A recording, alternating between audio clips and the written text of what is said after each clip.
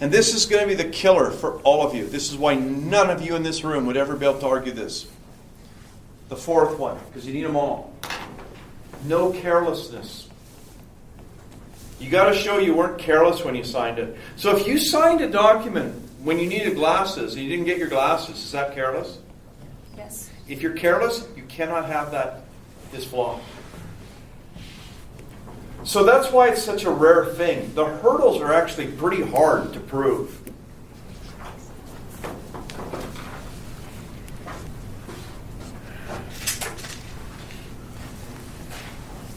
I'm going to write this one out, and then we're going to take a break.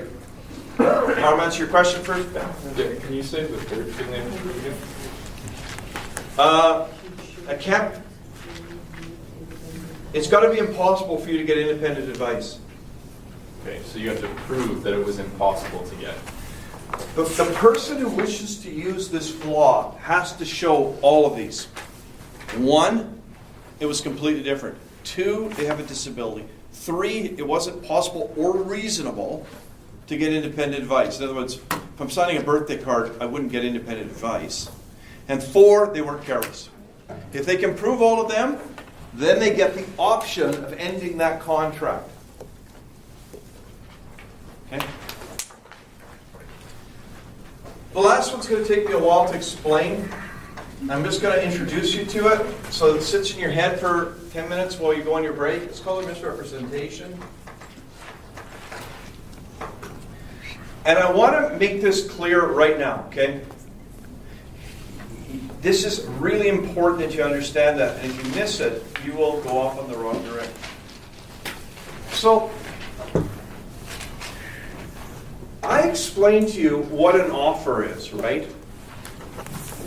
It's what is stated and what is obviously meant. Always, right? And sometimes for written, there's a couple other things we have to talk about, right? But this is what it is. And I told you, thoughts are not part of the offer. Remember that?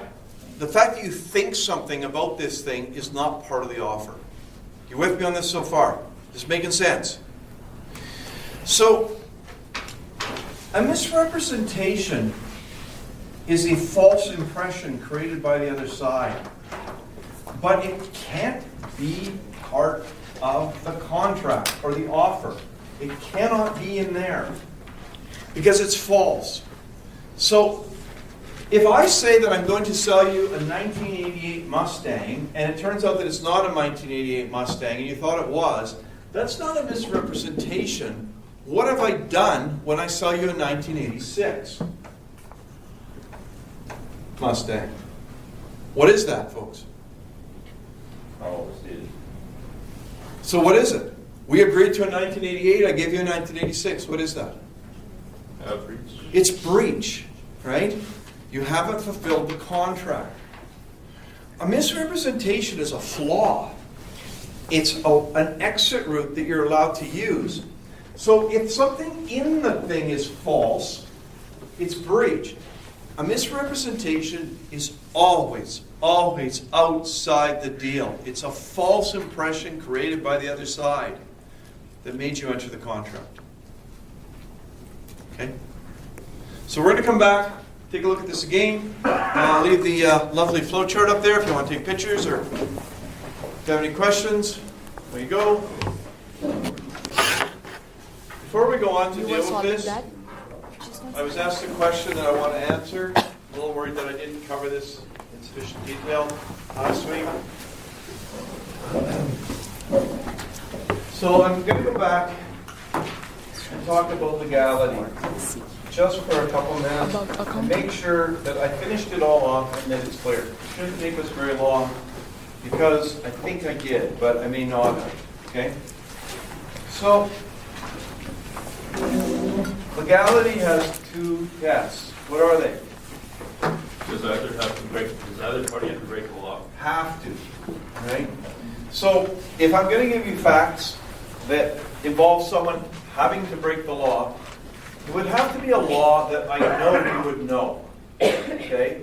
Or I would have to tell you this is a law, right? Because I can't say, oh, everyone knows what the law is, everyone knows all the laws the same way. I mean, there's a lot of you who maybe come from different countries or aren't familiar with certain aspects, and I wouldn't want you to be in that situation. So I either have to have something that's glaringly obvious, or I know you wouldn't possibly get this wrong, or I have to tell you that there's a law. So this deals with the need to break a law. The other test, and this is the only other test, is, does it restrict a person's ability to earn a living?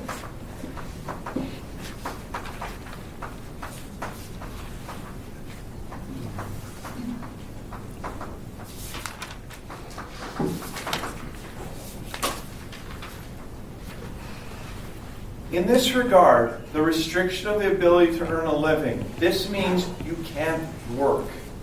That's what we're talking about. A contract that makes it so you can't work. This commonly happens in two situations. Employment contracts. So when you're hired to work for someone, you're in an employment contract. This is you're an employee, there's a contract. These have two types of employment restrictions. One is during, and the other is after. And an employment contract could have either of these or both. They're all restrictions on your ability to earn a living. Sometimes they're okay, sometimes they're not. So this is dealing with the employment side of things. During, the basic rule is they're okay unless they're unreasonable or unnecessary. After, they're no good unless the employer can show serious injury or result. That's the test for when it would be okay. Got that? So the other way that people have a restriction is from the sale of a business. So that's the contract we're dealing with. I'm going to buy your business. And it's very common in these types of contracts where you buy someone else's business that you'll put a clause in there saying, you can't compete with me, which means you can't work in this area because I'm buying your business and I don't want you to open up the same business next door. So in Brandon, folks, we are overrun with pizza places. We have so many pizza places. I can't imagine that people eat that much pizza, like in Brandon. So we got tons of them. And they're bought and sold all the time, right? So let's say that I'm Feliciano, the Italian pizza maker, and I'm really good, and everyone loves my pizza. But I get told and tired, and I decide I'm going to sell my business, the pizza business. That's what we're talking about here, right? So when we're dealing with the sale of business, there could be a clause in there that says you cannot open another pizza place in Brandon for a period of time. That's a normal clause. And the question is, does that restrict my ability to earn a living? If I can't work making pizzas, which is the thing I do, am I restricted? And yeah, you pay for that. That's part of what you pay for. But it's still a restriction on a person's ability to earn a living that comes from the sale of the business that they've been using to earn their living. So these clauses have to be valid with respect to both time and distance. Otherwise, they are removed. Time is normally between 6 and 24 months. 24 is at the real outset of what a court would consider to be reasonable. Distance is trickier because it depends on the business. And what we really are asking is, how far will people go if you open up one of these that will take away from this other person? And it depends. You know, most of you don't go to Dauphin to buy your pizza. So if I open a pizza place in Dauphin, it's not hurt you, right? So it depends on the item, how far that would be, and how far people would travel for it, how specialized it is, how desirable it is. So distance is a harder one to quantify because of that. So When you have a sale of a business and it has a restriction, the question you have to determine is it reasonable with respect to time and distance?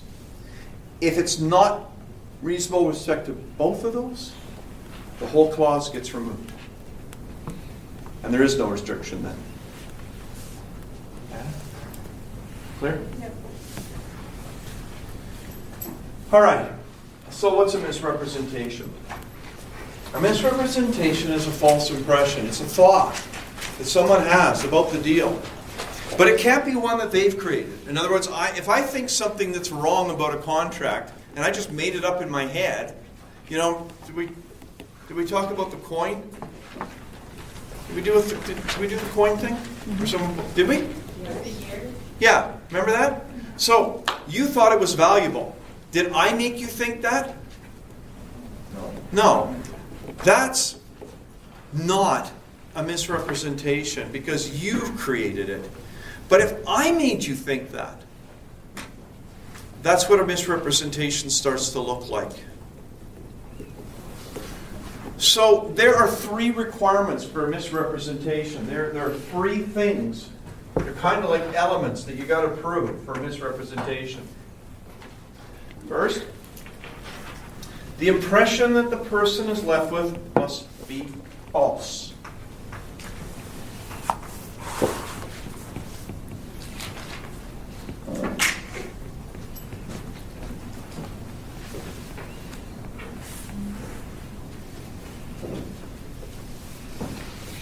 Win one. Yes. See, I did that all by myself. I'm very happy. Win one. I want to sell you this jacket for $5. Okay? And you go, why would I want to buy that jacket? Why would I buy the jacket? Why would you want to buy? Win one. This jacket will make you look handsome. Okay? So he says, okay, I'll buy it. Now let's just presume that he doesn't look nearly as good in the jacket as I did, okay? I was going to point that out, okay? So let's just say, hey, it doesn't really make him look that handsome. Is what I told him false?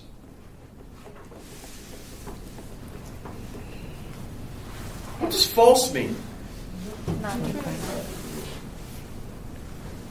Is that false? The answer is no. Why not? That wasn't false either. No. It's because that's not a fact. Whether it makes them look handsome or not, that's an opinion. Opinions aren't facts.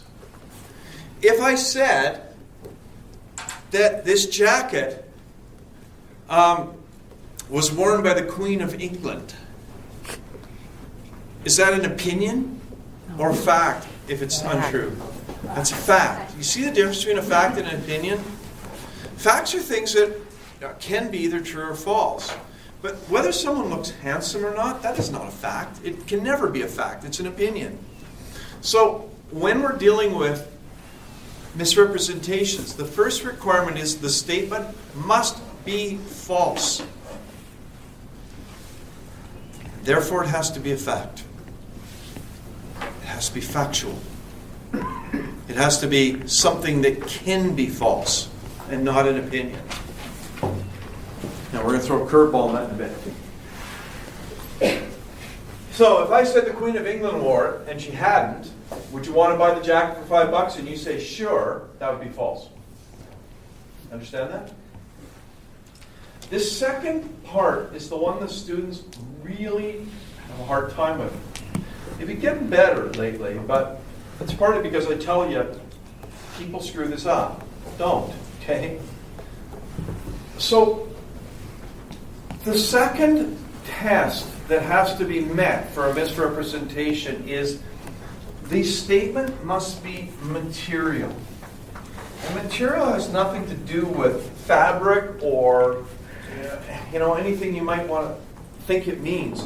What that means, in other words, the test for material is this the type of thing people normally care about? Is this fact the type of thing that people normally care about? So let's talk about something you can relate to, okay? Let's say you're buying a used car. What types of things would you people normally care about when they're buying a used car? Which types of things would we call material? What do you care about when you're buying a used car? Mileage. The kilometers on it, okay? What else? Type of engine. The type of engine. You can probably see that by looking, but that's still a fine example of what's material. Keep going. What else? Whether it's been in any accidents. What else? Safety. Whether it's been safetied or not. Anything else? Gas consumption? The fuel economy. Yes. That's what you mean? Anything else? Like aesthetic condition, Like what? like there's rust on it visually. It's not been smoked structurally. in. Yeah. You can probably see that though, right? So, although that's probably true, there might be circumstances in which, Like if there's like accessories on it that maybe cover it. Like yeah, okay, whether there's rust underneath here, let's do something slightly different with that, because I think you're valid. I'm just going to say, whether it's been rust-proofed, okay? You wouldn't be able to see that. They tell you, yeah, it's been rust-proofed, okay? Because rust is certainly something that we'd consider. And, what was the other one? Whether It's been smoked in? Okay, people care about this. So these are the types of things that, when you're buying a car, you would say are material. So let's use this one, okay? So let me show you an example of a misrepresentation. You ask me when you're buying my car, has it been in any accidents? I say, no, it's never been in any accidents at all, okay? When we draw up the contract, we talk about the year, the make, the thing, and everything else, and nowhere in here does it say anything about accidents. We don't put it in the contract. We probably wouldn't, because why? Why wouldn't I put it in there? It's a deterrent. What? It's a deterrent from someone buying a car. But why wouldn't we put it in the contract?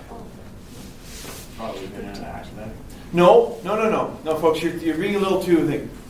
All right, you and I make a deal to buy my car, right? And you're going to drop the contract, and you ask me, has it been in any accidents? And I say no.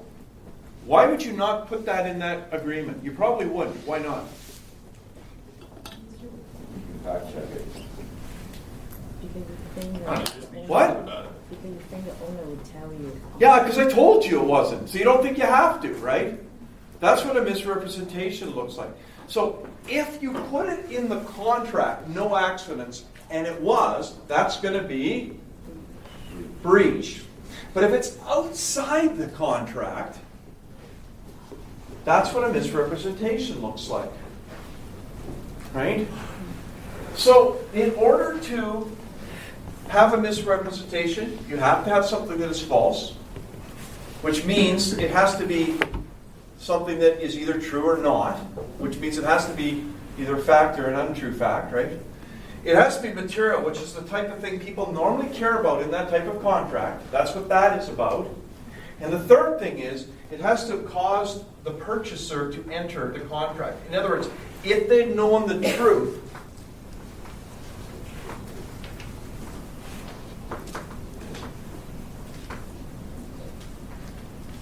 they wouldn't have bought it.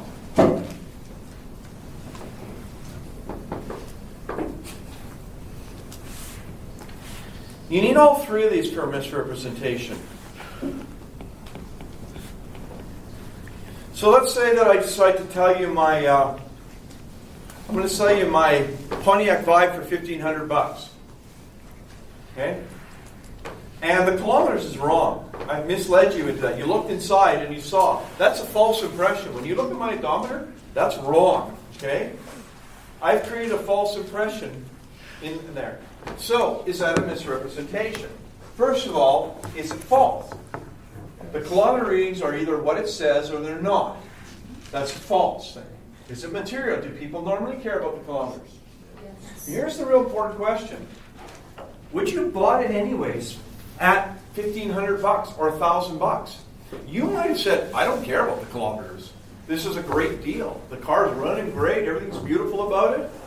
So, if you would have bought it anyways, it's not a misrepresentation. Not all false statements mean that you're going to reject that contract. And in order to have a misrepresentation, you have to have this, and this, and this.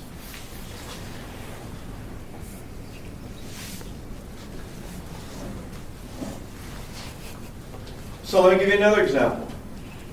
Let's say you go to buy my car and you ask me a question, have there ever been 3-year-olds in the back seat? And I said, no, there's never been a 3-year-old in the back seat. And it turns out there was. And remember, it's not do I know it's false, it's is it false? So it doesn't matter that I do it deliberately or not deliberately. The question is, was it false? So there'd been a 3-year-old. My wife had a 3-year-old in the back seat, I didn't know. So is the statement there's never been a 3-year-old false? And let's say you will not go near a car that has had a 3-year-old in the back seat. Did it cause you to enter the contract? No. When I told you that there hadn't been a 3-year-old? Yes. Is it material? Do people normally care about whether 3-year-olds have been in the back seat? No. It's not a misrepresentation. You need them all. Go ahead. So because you asked the question and it wasn't in a written contract, is that why it's outside? Can you give us an example of like outside versus inside the contract to define misrepresentation? Yes. Is that a dumb question? No, it's a good question. Just trying to think of what a good answer is for.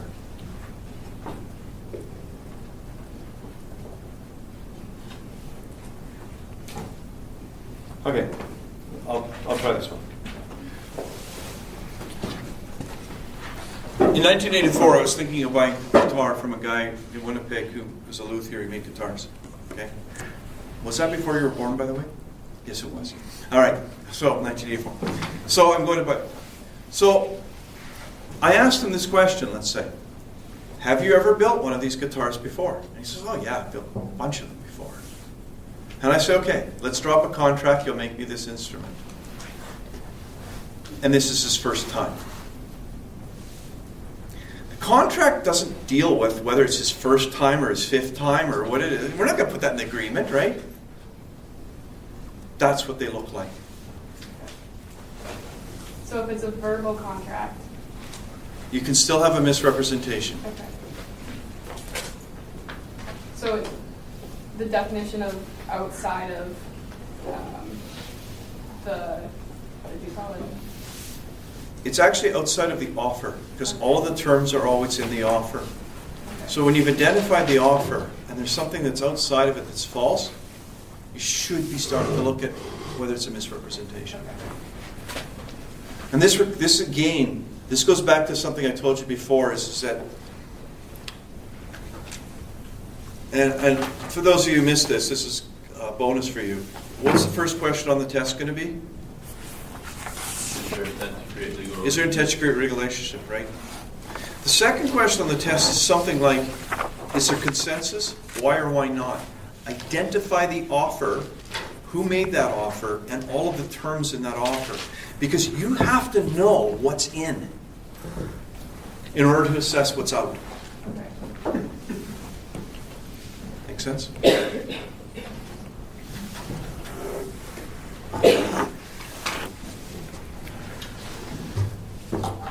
There's a curveball here. This is nice. I wish I could leave it just like this. Because you can understand whether something's false or not, right? And you can understand what material means if you understand that's the type of thing. I'm not going to give you something that off the beaten track, and you can understand whether it crosses first into the contract. Facts will probably tell you. So there's a problem with misrepresentation. It has to do with this thing. And you think that this is the most concrete of anything, right? So there's a funny little rule. An expert's opinion is treated as a fact.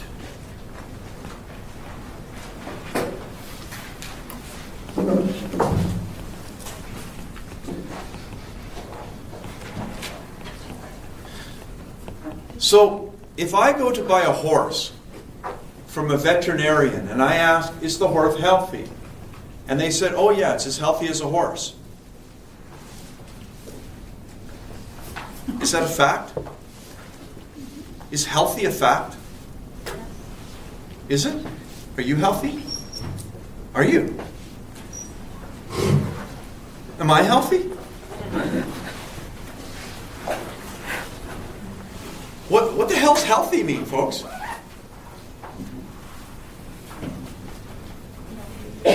What? What if you're a little overweight? Maybe not healthy. So I'm healthy. Well, don't that little mean evil grin there. All right. So, folks, this is not a clear concept. What does healthy mean? Does it mean that, it's got incredible lung capacity, or like what the hell does that mean? It's not a clear concept. So, handsome, right, is not something that can be false. If there were an expert in handsome, though, and I don't think there is, right, the key to this is it has to be an expert. So it has to be somebody who is an expert in that area. So tell me what an expert is and what type of opinion could be treated as a fact. Who's an expert, first of all? Tell me specifically the professional. A doctor. If a doctor is giving an opinion about how well this will work, right? This will help you become better. That's the thing. That'd be the type of thing. What about a mechanic? What are they an expert in? The how vehicles run, right? What about a veterinarian? The health of animals, right? What about a chemist, maybe, right? That these ingredients are going to form a strong substance, right? That's the type of thing. Salespeople are not experts, folks. They're salespeople. That's not what we're talking about. We're not talking about somebody who's in the business. They have to be an expert in that business. So we look for expertise, and if somebody who's an expert gives an opinion, that opinion is treated as a fact, and therefore it can be false.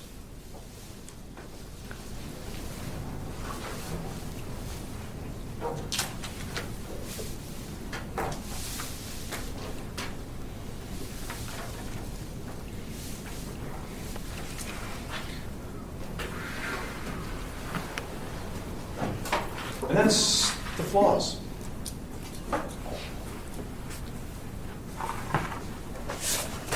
Any questions about this? Any questions about this?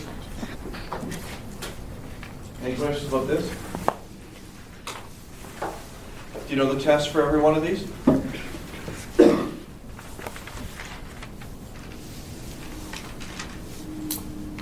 Do you? What? That bothers you to read. Okay. I'm sorry, folks, but we're going to have to do a bunch more tonight because we've got a lot to cover. Does anybody need any of this stuff from the board? If you want to, I'll give you a minute to come take a picture if you need to, just in case you need it, because I'm going to erase it because I need space so I can show you something here. Okay, so if you want to take a picture of it, take a moment.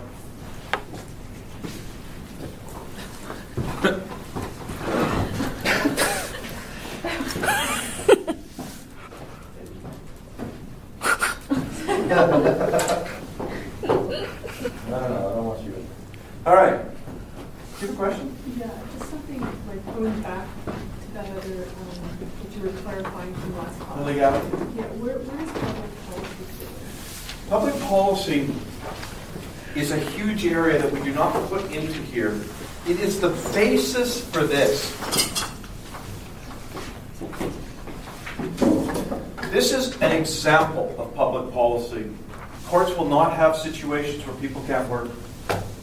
It's an example of a public policy issue. There are hundreds of them. That's why we don't deal with them. I deal with this specific one. And that's the only one you need to know about. Okay? Good question. I like that one. And see how you become confused if it wasn't clarified. All right.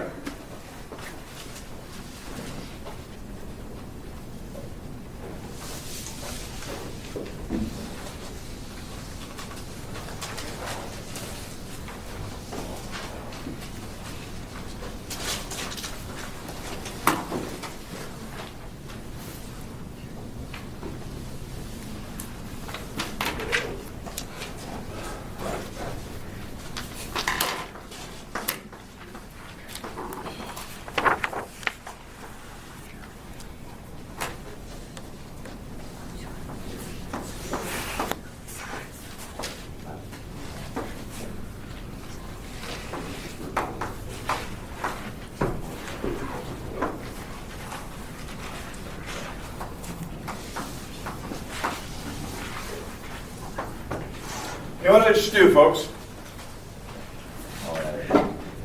What did I just do? Describe what I just did there. It's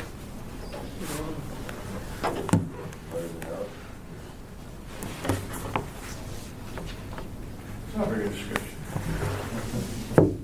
What did I just do? I drew that. What did I just do? Trying to illustrate logic. No? Don't guess. What did I do? You saw it. What did I do? Writing. What did I write? 4 times the same thing. Ah, thank you. That's the answer I wanted. That's a bad answer.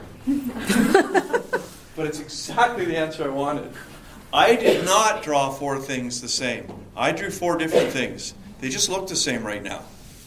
And my job is to teach you what these 4 things are and why they're not the same. That was a beautiful answer. Better than that. I used to teach 3, but I've come to realize how important it is to introduce you to a concept. Any of you going to be taking Law 2? Do you know?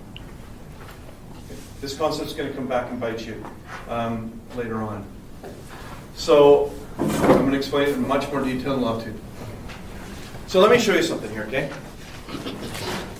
If I agree to sell you this chalk for $1 and you say you'll buy it, right? No. We have a contract. And I don't give you the chalk, can you sue me? Yes. If you don't give me the $1, can I sue you? Okay? Understand that? Can she sue you? No. Can she sue you? No. What if you don't give the $1? Can she sue you? No, she's not part of the contract. She's not part of Do you understand that concept, folks? Yes. She can't sue. Why not? She's a third party. She's not part of the deal. That concept has a name. And this is probably the one thing that we're going to be dealing with in Law 2. And you'll be surprised at how often it comes up. It seems very simple, right? That concept is called privity. I'll write it on the board for you. Privity. Privity is the idea that in order to be able to sue on a contract, you've got to be in it. Okay? So, if I say, I will give you $5 to teach him about privity, okay, and you say yes, can I sue her? Can I?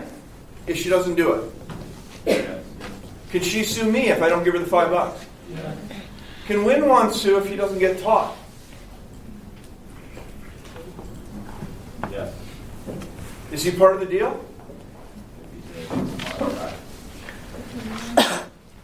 No, he's not part. No. This is important you understand this. He doesn't get to sue.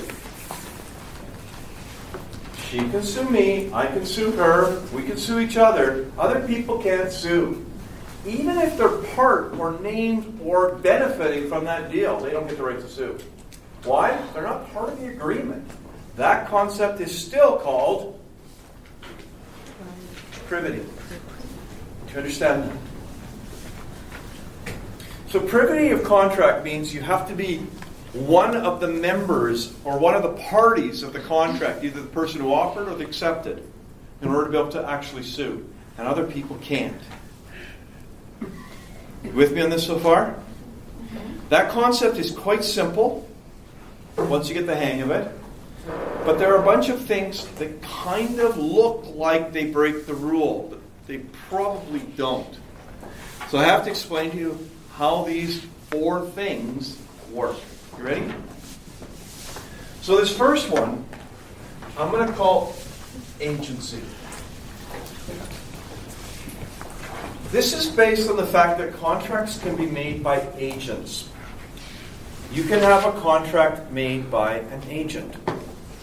So someone can make a contract for you. And this is particularly important with things like corporation. What's a corporation, by the way? What is a corporation?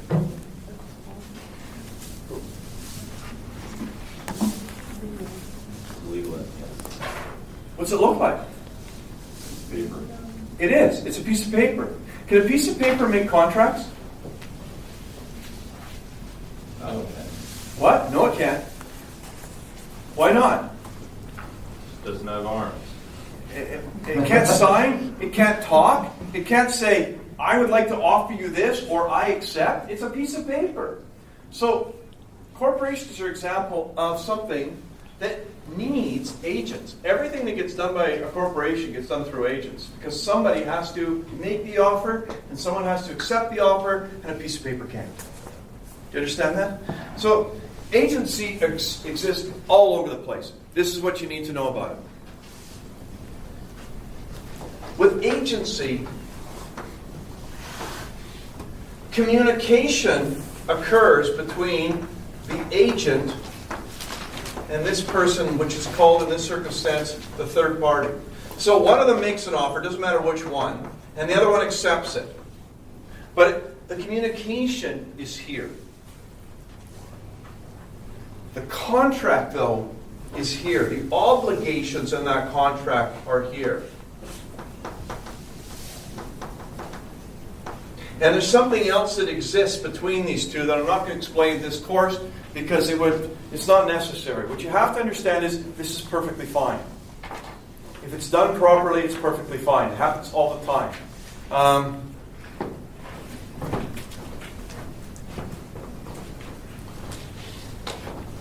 Can I have your name over there? Angie, I see you have something there. What is that in here? Did you steal that? Did you buy it? From who? From where? Forbidden Flavors. That's a corporation. Okay? So did you talk to the corporation? No. And what is that? Is it coffee? Yeah. Okay, so what if the coffee was bad and you got sick? Would you go find the person who sold it to you and sue them? No. Why not? They're an agent. The agent doesn't have obligations under the contract.